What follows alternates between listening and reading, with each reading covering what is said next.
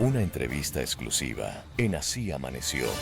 Los candidatos a la presidencia de la República siguen su paso aquí en esta mesa de análisis, debate y también de preguntas. Hoy es el turno de Carlos Rabascal. Es la opción presidencial por el histórico partido Izquierda Democrática para estas elecciones 2025. Rabascal no es una persona ajena a la política. De hecho, ha participado ya en contiendas similares en años anteriores y ha estado ligado también a algunos personajes de la política ecuatoriana de los últimos años. Rabascal tiene una larga trayectoria, pero será él mismo quien nos cuente ahora qué pretende hacer en caso de llegar a Carondelet. Ingeniero Rabascal, buenos días y bienvenido a Así Amaneció. Muy buenos días, Carlos, Guillermo, Alfredo, Priscila, muy buenos días, qué gusto poder estar ya presencialmente en la mesa de Así Amaneció. Bueno, ya amaneció hace rato, pero bueno, en efecto, ya son las 9 de la mañana. No, encantado de poder compartir con ustedes. Ingeniero Rabascal, si usted tuviese que presentar una única propuesta al país, ¿cuál fuese o cuál es? Salir de este centralismo que nos ha matado. Al Ecuador lo ha matado el centralismo, el sistema político y administrativo, porque ha impedido el desarrollo y el crecimiento económico. Parecería que nosotros nos queremos quedar en la época de la colonia y ya tenemos que salir y cambiar al Ecuador de forma radical y estructural. Hay dos ciudades como Guayaquil y Quito que concentran gran parte de la economía en el país. Y está bien que sigan con ese protagonismo, pero tenemos que generar nuevos actores económicos, tenemos que presionar el crecimiento económico. El Ecuador no crece hace muchos años y cuando no crece la economía, ¿qué crece? El desempleo y crece la pobreza. Y hay 220 ciudades más, porque ya no son 221, ahora son 222. Hay 220 ciudades más que no se han podido constituir en actores económicos. Por tanto, tenemos que desactivar esa gran concentración de poder político que permite la construcción de un hipercaudillismo que concentra poder, que concentra economía y se cree el dueño de la verdad absoluta. Cuando tenemos entonces que salir del hipercentralismo y entrar a un plan de descentralización. ¿Cómo entrar a ese plan de descentralización? Con regiones autonómicas descentralizadas, es decir, una combinación al amparo de un principio de subsidiariedad. Provincias pequeñas, provincias medianas, provincias grandes. Con no es más burocracia, electos ingeniero. Popularmente. Acercamos la política ¿a dónde? Al pueblo cercano al territorio. Administran sus propios recursos y recuperan la visión de desarrollo, planificación y pueden activar fomento productivo. Sin crear más burocracia, ¿cómo se hace eso? O sea, ¿y por qué vamos a crear más burocracia? Cada región tiene que crear lo mismo, tiene que crear lo suyo. El problema, y está probado que en el mundo los países desarrollados son los descentralizados. Son los descentralizados. Yo ya no quiero más un país donde los alcaldes y los prefectos le quiten plata, tengan que ir a mendigar al Ministerio de Educación y que el centralismo le quite plata a la educación, le quite plata a la salud, le quite plata a la seguridad, le quite plata al IES, le quite plata a todo el mundo. Entonces, ¿qué es lo que tenemos que hacer? Es solucionar estructuralmente los problemas.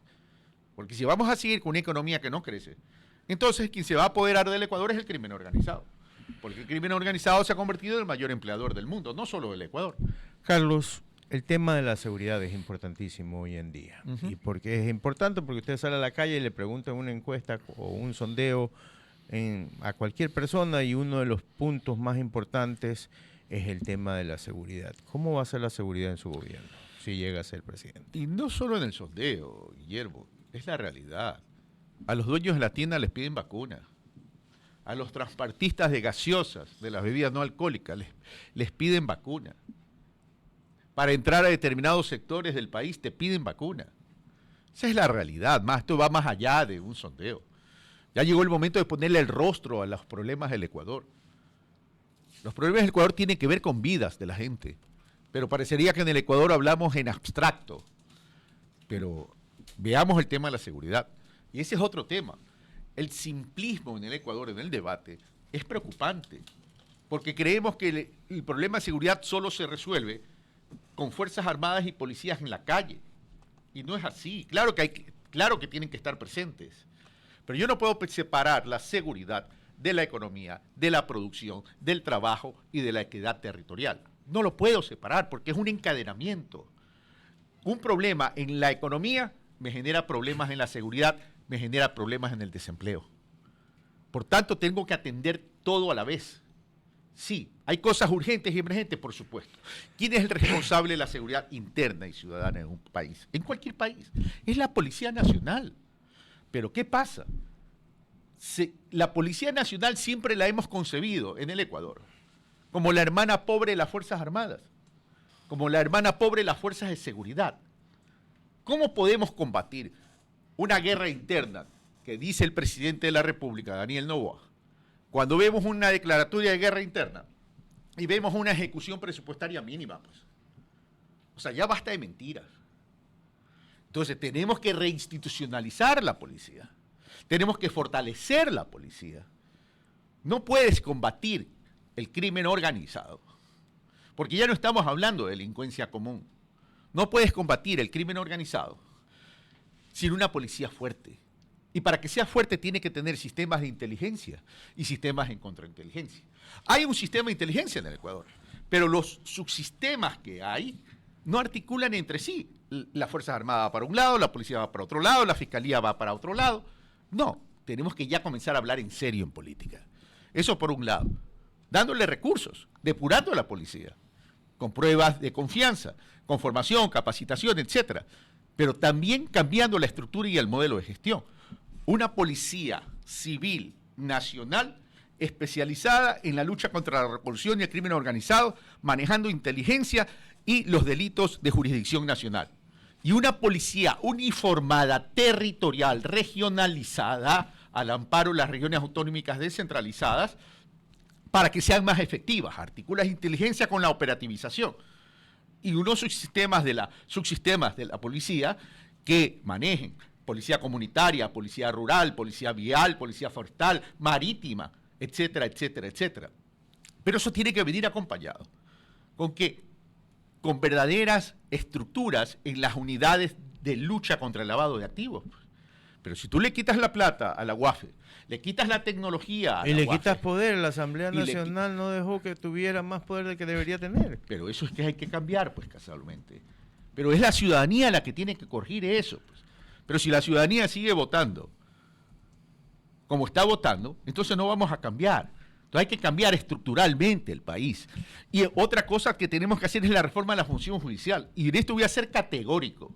Yo he hablado con Naciones Unidas y le estoy solicitando a Naciones Unidas que en caso de yo ganar, yo quiero crear la unidad de fiscalía especializada contra la lucha de corrupción y crimen organizado, tipo Guatemala, tipo SICSIC. Para de esa manera quitarle la mano a la política y al crimen organizado de la justicia. Y por otro lado, que los procesos de selección de las autoridades de control y de los magistrados lo maneje Naciones Unidas, quitándole esa competencia al Consejo de Participación Ciudadana, el cual quiero y pretendo eliminarlo, igual que el Consejo de la Judicatura.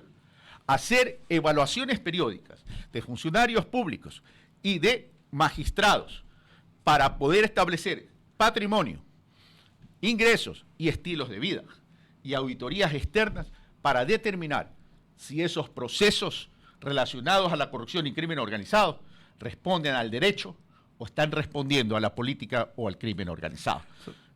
Son las expresiones del ingeniero Carlos Rabascal, quien es guayaquileño, tiene a la fecha 64 años de edad, es ingeniero comercial por la Universidad Católica Santiago de Guayaquil. Es pelado todavía. La otra vez me mandaron un piropo tremendo. ¡Ah! Sí. Dijeron que tenía 50 años. Ah, qué bueno. La otra vez me dijeron que tenía 40. A esas dos señoritas las amo. Muy bien, también tiene estudios en finanzas en el IDE Business School y un programa de gobernabilidad y gerencia política. El abogado Alfredo Escobar tiene una consulta para usted. Alfredo, qué gusto verlo. Igualmente, gracias por compartir aquí con nosotros. De todos los planes que ha comentado, todo requiere recursos. En la parte económica y el financiamiento que todo esto requiere, ¿cuál es su plan? A ver, tú eres abogado, Alfredo. Claro. Ya.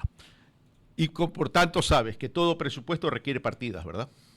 Así es. Y no puede haber una partida presupuestaria que no tenga plata.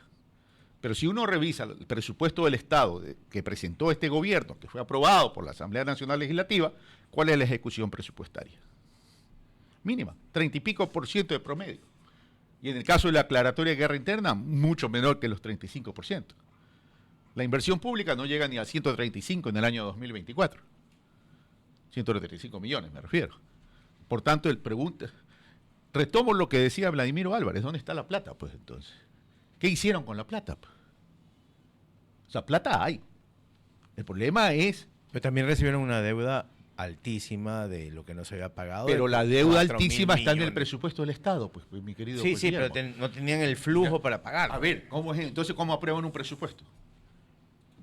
A ver, tú tienes que poner la amortización de la deuda y el servicio de la deuda en el presupuesto. No hablo de la deuda como país, hablo de lo que no se había, lo que estaba impago desde que Tú hablas de los recibieron. atrasos, Así de es, los atrasos. Pero correcto. también eso tiene que estar en el flujo, pues. En el flujo sí, pero no en el PIG del país. Pero entonces, ¿de dónde salen las partidas presupuestarias? Entonces significa que la construcción del presupuesto del Estado es una gran mentira. Yo creo que siempre ha sido así. No es de No, ahora. es una toda la ficción vida. en realidad. Es una porque irresponsabilidad. No hay dinero en arcas Exactamente. comparado a las Es partidas. una irresponsabilidad. Todo presupuesto tiene que tener una partida presupuestaria. ¿Sabes cuál es el problema? Es que inflan los ingresos en el presupuesto porque siempre han querido poner más precio promedio por barril de petróleo y no sinceran, porque el problema es que eso hay que cambiar, porque le mienten al país y todos los gobiernos le han mentido al país. Eso no peca de optimismo poner un precio del petróleo alto, es una mentira. Entonces hay que comenzar a construir la cultura de la ética, la cultura de la legalidad y la cultura de la verdad. Pero tú me preguntas, y es una pregunta inteligente, ¿de dónde vienen entonces las fuentes de ingresos para el Estado? Y analicemos esos escenarios, porque es importante para determinar cuál es la realidad del Ecuador y que los ciudadanos que nos están escuchando dimensionen realmente el problema para que puedan tomar decisiones. ¿Cuáles son las fuentes de ingresos del Ecuador? De inyección de fondos frescos que provengan del exterior, más allá de lo que se puede hacer en temas tributarios. Inversión, exportaciones, petroleras y no petroleras, y endeudamiento. Pregunto yo, ¿el Ecuador está en capacidad de seguirse endeudando cuando el nivel de deuda está por encima de los 86.000 millones y no es que llega a los 90.000, como decía el economista Marco Flores, con un tamaño de la economía de 100.000 millones? Ya la deuda no es factible. Porque esa deuda hay que pagarla. Porque toda obligación se honra. Distinto es que tengamos que reestructurarla. Nuestras exportaciones son suficientes. Tenemos un acuerdo comercial con China, bien negociado. Y estamos aprovechando esas ventanas de oportunidades. Ni siquiera nos hemos preparado. Por tanto, las exportaciones también son insuficientes. Y el otro tema pasa por inversión. Un inversionista, nacional o extranjero, pero hablemos de la inversión extranjera directa, ¿qué hace? ¿Qué analiza para venir al Ecuador? A ellos les interesan son los macroproyectos, infraestructura, energético, etcétera, etcétera, minería, etcétera, ¿verdad? Pero buscan seguridad jurídica. Un país donde, según Roberto Aguilar, columnista de Diario El Expreso, dice que el presidente rompe la ley todos los días, ¿qué mensaje estamos enviando al exterior? Un inversionista que quiere invertir en economía real, como sí lo hace en Colombia, como sí lo hace en Perú, ¿qué busca? Capacidad de consumo en el Ecuador. Lo primero que te pregunta es qué capacidad de consumo hay en el país para poder recuperar la inversión y obtener una rentabilidad. Pero si tenemos 7 de cada 10 ecuatorianos que viven en la informalidad, que viven en la vulnerabilidad, díganme, ¿qué capacidad de consumo tenemos? Entonces ya llegó el momento de generar una política seria. Porque si no resolvemos los problemas, y por eso hablo de las regiones autonómicas descentralizadas, porque tenemos que distribuir el poder político para activar economía territorial, la única salida que se les va a ocurrir a los políticos tradicionales es más impuestos. Y el país ya no soporta más impuestos, Alfredo. Entonces tenemos necesariamente que recuperar el agro en el campo, el agro, la agricultura, la pesca y la ganadería, porque el rural tiene que convertirse en el principal polo de desarrollo del Ecuador. Y la línea del turismo, agroturismo, ecoturismo. Y también recuperar una administración eficiente de los recursos naturales, como petróleo y minería. Porque aquellos dogmáticos que dicen no al petróleo, no a la minería, díganme con qué diablos voy a pagar la deuda interna, la deuda externa, mantener una educación pública potente, una salud pública potente. Basta ya de las mentiras. Por eso hay que salirse de las broncas, de las peleas. Algunos proyectos políticos que lo único que quieren resolver sus temas judiciales o sus temas personales y tienen adicción al poder. Y otros que para impedir que vengan ellos, no importa quién venga, que sean improvisados. Y en el Ecuador un viva la fiesta. Ingeniero Rabascal, gracias por estar con nosotros. Ha sido la expresión, las opiniones, los comentarios de Carlos Rabascal, el candidato a la presidencia por Izquierda Democrática, aquí en la mesa de Así Amaneció. Una vez más, gracias, ingeniero Rabascal. Gracias a ustedes. Y nos queda un tema pendiente contigo, Tocayo, querido. Emelec. Que está volando bajo como el país. ¿Para qué nos vamos a amargar? No, güey? eso no se amarga. Uno no se amarga. Tiene que asumir retos. Seguro será un buen año para todos. Gracias una vez más Y al una candidato cosa, a la ID. ya que aquí les gusta la música, de pronto, a aquellos políticos tradicionales, habría que dedicarle una canción de Arjona que dice, el problema no es que me mientas, el problema es que te crea.